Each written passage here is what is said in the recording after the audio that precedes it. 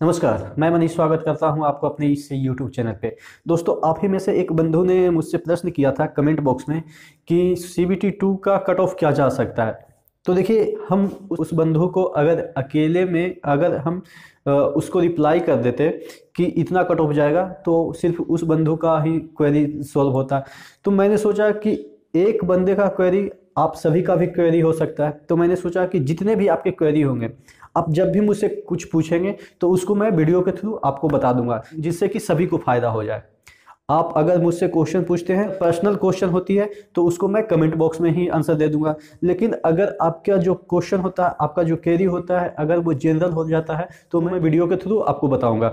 तो उस बंदे का एक क्वेरी था कि CBT 2 में कट ऑफ क्या जा सकता है।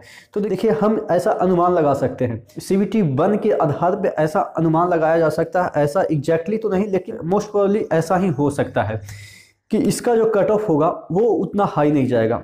बहुत सारे फैक्टर को पहले तो इंक्लूड करना पड़ता है। कोई भी कट ऑफ निकालने के लिए बहुत सारे फैक्टर को इंक्लूड करना पड़ता है। आपको पता है कि ये जो पैटर्न है वो फर्स्ट बार ऐसा पेपर लिया जा रहा है। पिछला जो पेपर हुआ करता था वो अलग तरीके का पेपर हुआ करता था। इस बार जो हो रहा है वो अलग तरीके का हो रहा है। CBT 2 में भी ये कन्फर्म नहीं है कि किस तरह का पैटर्न आएगा। सिर्फ सिलेबस दिया हुआ है, ये काफ़ी नहीं है, क्योंकि सिलेबस के अनुसार तो वो कुछ भी पूछ सकता है।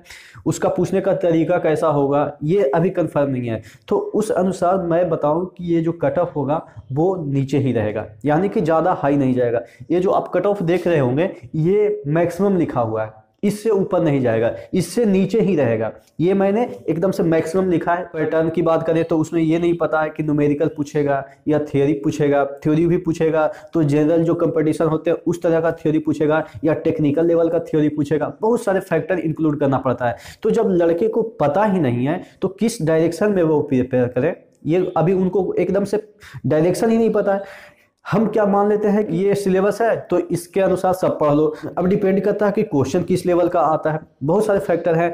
आप देखेंगे कि वैकेंसी भी बहुत सारे हैं, तो ये भी एक फैक्टर है।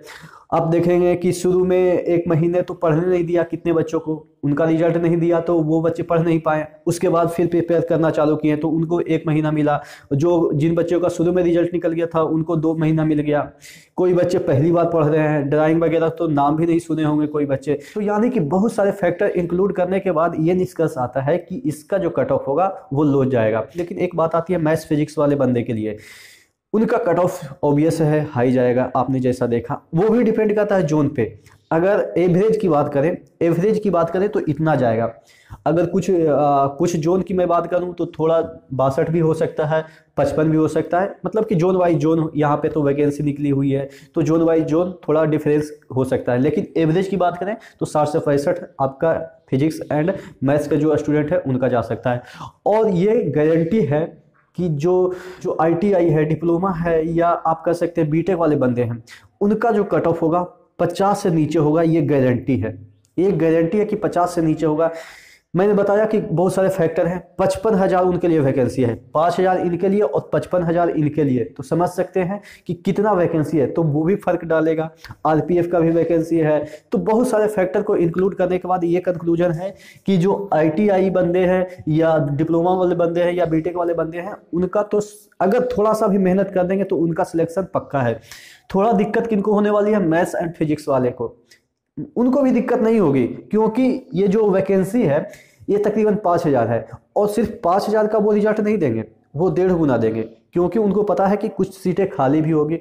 और यहाँ पे जो सेलेक्ट होंगे वो टैलेंटेड ही बंदे सेलेक्ट होंगे। और जो टैलेंटेड बंदे होते हैं वो एक जगह सेलेक्ट नहीं होते, वो बैंक में भी सेलेक्ट हो गए होंगे, वो किसी और स्टेट जो गवर्नमेंट होता है उसके SSC में सेलेक्ट हो गए होंगे, तो वो वैकेंट होगा। तो इसलिए रेलवे के अधिकारी इतना बेवकूफ़ नहीं है कि सिर्फ 5,000 का वैकेंसी है तो सिर्फ 5,000 देंगे। वो तकरीबन 1.5 गुना देंगे, उससे भी ज़्यादा दिया जा सकता है। तो यानी कि 5 और 2.5 कितना हो गया, 7.5। यानी कि तकरीबन यहाँ पे PCM वालों को 8,000 रिजल्ट दिया जाएगा। एकदम से क्लियर करके मेरिट लिस्ट बना के 8,000 दिया जाएगा। उसमें से जैसे निकलेंगे वैसे नीचे से फिल किया जाएगा। तो यानी कि 8,000 वैकेंसी काफ़ी होता है। ठीक है, 8,000 वैकेंसी। और वो भी इसमें आर्ट्स वाले नहीं भरे हुए हैं। तो आर्ट्स वाले नहीं भरे हैं तो यानी कि फिजिक्स केमिस्ट्री वाले के लिए 8,000 वैकेंसी काफ़ी होता है। तो अगर आप थोड़ा सा भी मेहनत कर देंगे तो इसमें आपका सिलेक्शन पक्का है, और इनके लिए तो सोचना नहीं है। अगर आप जागरूक हैं तो इसमें आपका हो जाएगा ITI बंदे का, डिप्लोमा बंदे का और बीटेक वाले बंदे का। श्योर मान के चले कि आप अगर मेहनत किए हैं तो आपका श्योर हो जाएगा, क्योंकि 45 कोई ज़्यादा मार्क्स नहीं है 100 में। मैं यहाँ पे 100 की बात कर रहा हूँ, क्योंकि वो जो 75 वाला है वो तो क्वालिफाइंग है, तो उसकी मैं बात नहीं कर रहा हूँ। तो इसमें आपका सिलेक्शन हो जाएगा। तो आशा करते हैं मैंने आपकी क्वेरी को सोल्व किया है। इसी तरीके से जो भी आपकी क्वेरी हैं आप कमेंट बॉक्स में डाल दें। जनरल क्वेरी होगी तो मैं वीडियो के थ्रू आपको बता दूंगा, और पर्सनल क्वेरी होगी तो मैं वहीं पे रिस्पॉन्स कर दूंगा। ठीक है, तो अगले वीडियो में मिलते हैं हीट एंड टेम्परेचर के लेक्चर के साथ। तब तक के लिए धन्यवाद।